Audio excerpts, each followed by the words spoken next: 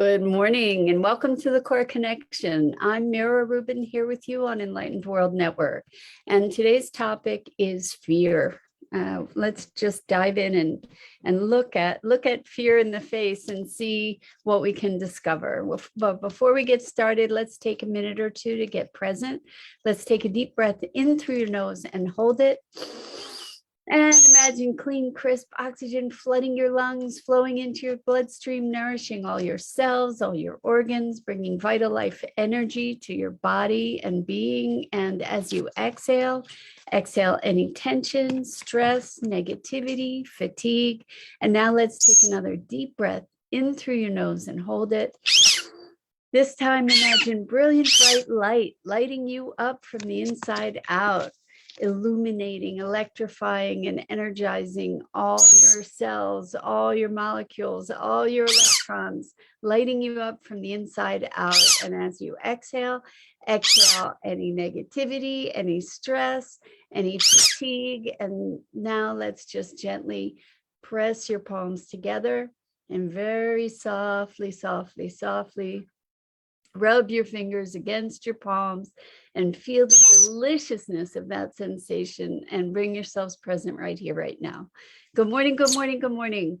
It's great to be here with you. Thank you all for joining us. It's a Monday morning and we're going to talk about fear because there's been, I read an article, let's see. Actually, it's not true. It wasn't an article. It was a video. I saw a video on mass psychosis, I think, and it was on an educational channel called something school. I'm going to see if I can find it to put the link in here for you, but it was a super, super powerful video that talked about how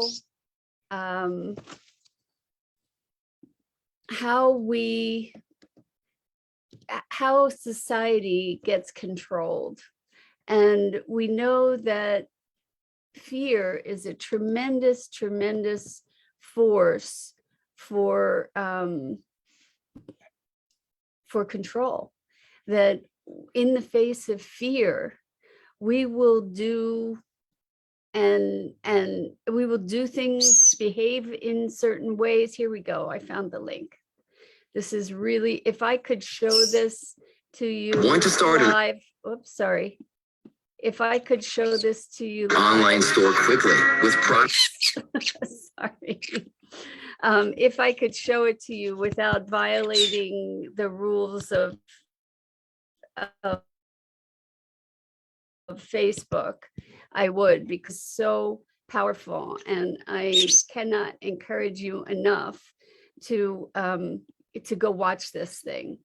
It is very, very, very impactful, and I think it's important for all of us to be aware of the dynamics that are at play in our culture right now, in terms of thought control kind of thing. A lot of the information from that video link that I posted comes from a book called The Rape of the Mind, which I just ordered. And it was written by a guy who, during the Second World War and thereafter, made a study. He's well renowned, and I can't remember his name at the moment. I apologize, but who had studied thought control and torture and brainwashing and the mechanics of it, and how a society can be transformed, like Germany was, be transformed through certain mental devices and social devices, and the the way that there's a certain mass insanity that's induced. Thank you. Good morning, Rosalind. Rosalind says, good morning, fearless core connectors. Thank you so much for that. Because we're talking about the mechanisms of control and how fear actually takes us over, and we lose the connection with our own inner guidance. Good morning, Kimberly. So good to have you here with us. And what happens when we fall into fear, we disconnect from our inner compass in so many ways. Kimberly says, good morning, sunshines. So good to have the sunshine here. And with that sunshine, with the bright light of awareness and presence, we get to look at fear and the power that is exerted over us, over society as well, when there is an epidemic of fear. Because one example in that video, if you didn't get the link, let me know, but I put a link to a video called, it's called, I think it's called Mass Psychosis. Let me just see. Yes, it is.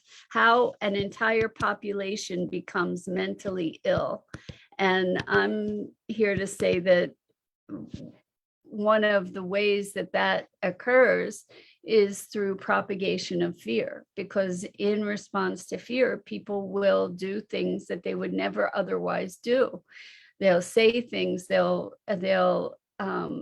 align with things that they would never otherwise align with. And one of the things that they talk about in that video is the witch hysteria, where multitudes of women particularly were murdered because they were believed to be witches, and they were being blamed for all the ills of a society at the time. So there was this mass crazy that got propagated through populations of people, so to scapegoat other people in order to allay their fears. And I think what is actually happening when we fall into fear, I mean, you probably all heard the saying that if it's not love, it's fear, or that's where we live, is either in love or fear. And that may be a little extremely black and white, I'm not sure. But what I do know is that when we fall into fear, we lose our alignment with our own wisdom, our own knowing, our own presence. And we give away our ability to be discerning. You know, when we're in fear, what literally happens in fear is that our body chemicals, adrenaline and all kinds of other body chemicals, are at high pitch, and our vision literally narrows. And I think that we can see that that's the case, not only visually, but experientially, emotionally. And we become truly less able to evaluate the bigger picture. And as part of that, I believe that there is an energetic shift that happens that moves us away from trust of ourselves, of connection with ourselves, of presence. You know, we move away from presence into panic. And I think especially right now in the crazy times that we're experiencing, the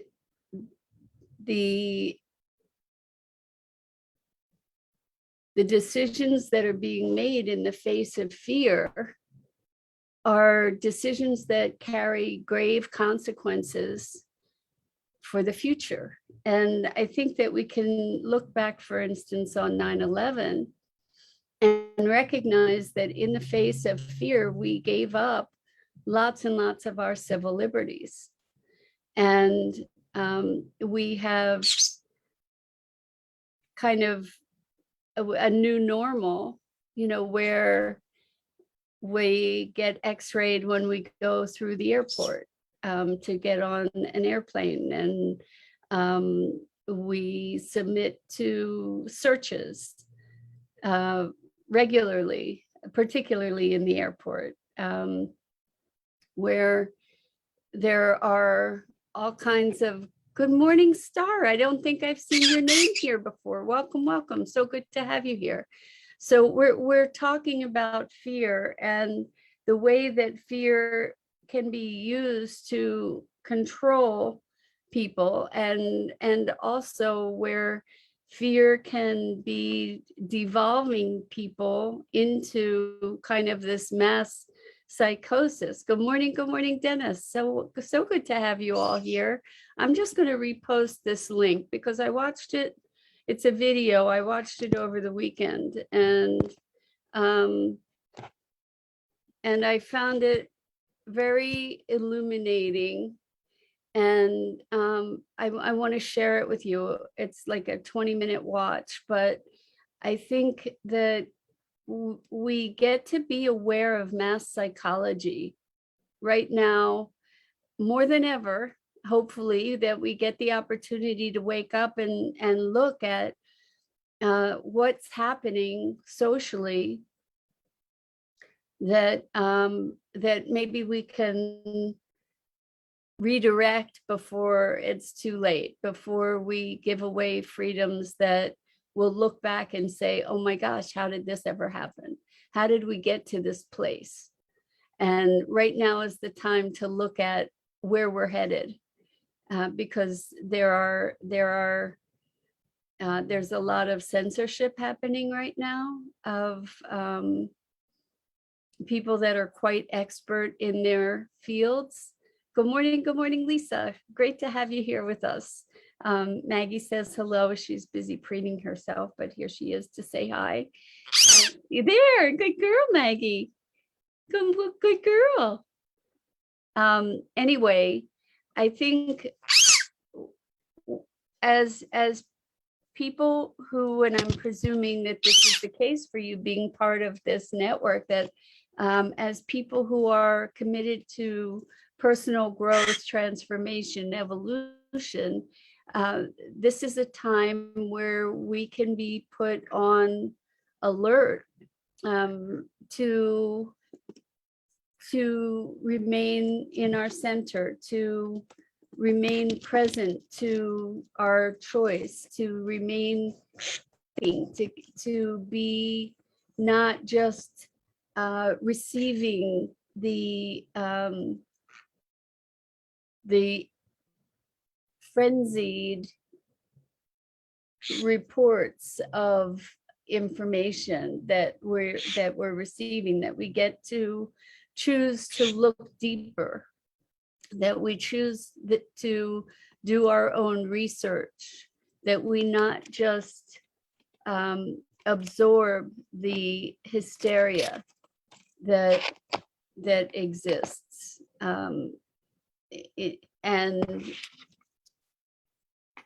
one of the mechanisms, and I need to rewatch it and understand it even more deeply, that video that I posted the link for, but one of the mechanisms is to get people so frightened that they will pretty much grab at straws and create scapegoats and anything to allay that fear. And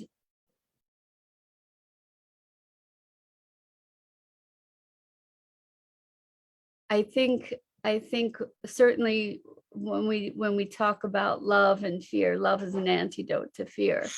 But what does that look like? I think how do we move from fear is to reconnect with our inner compass,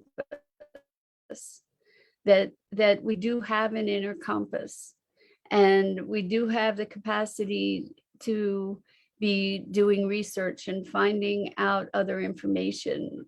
It's probably an advantage, even though it may seem counterintuitive, to be looking at the things we believe and then look at something that opposes that idea, and to just find out more information, to entertain what the other polarity might be entertaining, to try and gain a deeper understanding. I've told you guys before that my highest value is freedom. And given that that's the case, I find myself aligning with very unlikely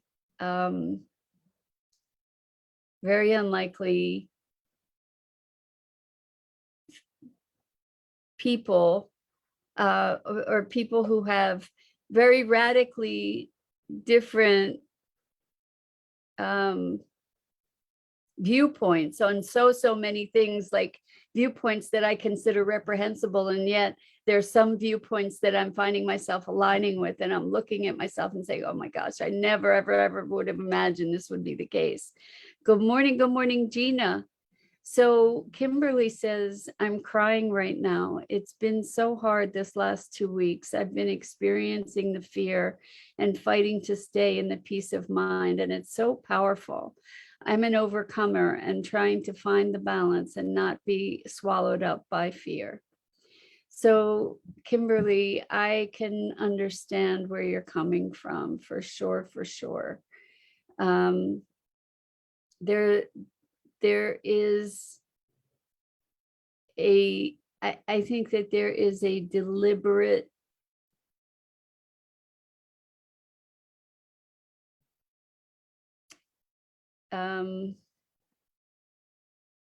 effort to be building fear. I really, truly do. And I don't know the specifics of what you're fearful about. However, for instance, if it is this plague that we are subject to in some way, shape, or form right now, do more research. Do your own research. And I think that this is the case with anything that we're seeing right now. We get to be doing research and finding out, are there alternatives? Are there pathways to health, for instance, that are not being promoted? Are there ways that we can keep ourselves well and healthy? And what might those be? Are there protocols for taking care of ourselves and things like that? We can also be looking at the direction that things are going, and if that's a source of fear, then we get to look at ways that we might be able to take action. We can also be cultivating a deep connection and alignment with our higher knowing, our higher power, whether it's your higher self, whether it's God, whether it's nature, whatever it is for you that allows you to be present to wholeness, even in the face of all the crazy that we're experiencing. We get to each be our own beacon. We get to be light for ourselves and for each other. We get to put our attention, because what we put our attention on grows. What we put our attention on magnifies. So when we can put our attention on a place of peace and balance, on a place of wholeness, then we experience more of that wholeness. And I think it's important to, if we cannot hold a place of clarity in the face of this onslaught of programming that we're receiving, for instance, through the news. I mean, I'm not a big news person, but every time I've turned on the news or I've listened, there's all kinds of fear-provoking information, and we get to walk this crazy tightrope as humans, as people that are trying to navigate spirit in the physical world. Lisa says, I ground with the earth, center and protect every morning before I get up. I'm empathic, so I pick up a lot of heavy stuff. But if you ground, center, and protect, and set your intentions for the day. I think that's a brilliant suggestion, Lisa. Thank you. And so one way certainly is to ground with the earth. Go put your feet on the ground, literally on the grass, in the dirt. You know, put yourself in nature. Use your breath deeply, slowly into your belly. Breathe into your belly and use your breath. So Star says, on a spiritual level, because everything is energy, one can get quiet and pull in the energies of no fear. Well, I don't think we can ever pull in the energies of not something. So this isn't just a linguistic twist for all of us. And I get what you're saying, Star, but when we say no fear, first we have to understand what fear is, right? So if we can pull in the energies of peace, pull in the energies of love, and Star says, blessings, everyone, this too shall pass. 100%, 100% that this will pass, that things will change. And we get to be the vehicles of that change as well, by choosing what we will comply with and what we will not, where we choose to speak up, where we choose to make our voices heard, where we choose to move out of fear and worry. I was having a conversation with a friend yesterday, and we were talking about certain medical choices, and that friend told me that they were worried for me. And the thing is that the energy of worry isn't good for anybody. You know, what's worry?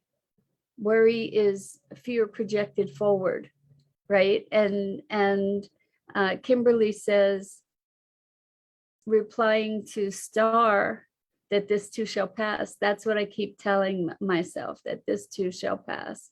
And it will, and we get to help it pass, and we get to use it as an opportunity to strengthen ourselves, to bolster our resolve, to maintain our alignment, to become unshakable in our alignment with self and principles, so that we don't comply, that we don't become complicit in something that would, outside of the face of the fear, be abhorrent to us. So we get to look at the bigger picture and make conscientious choices, and take appropriate action when calls to action arise. Lisa says, I also keep a gratitude journal. Also brilliant, Lisa. That's a brilliant thing to do.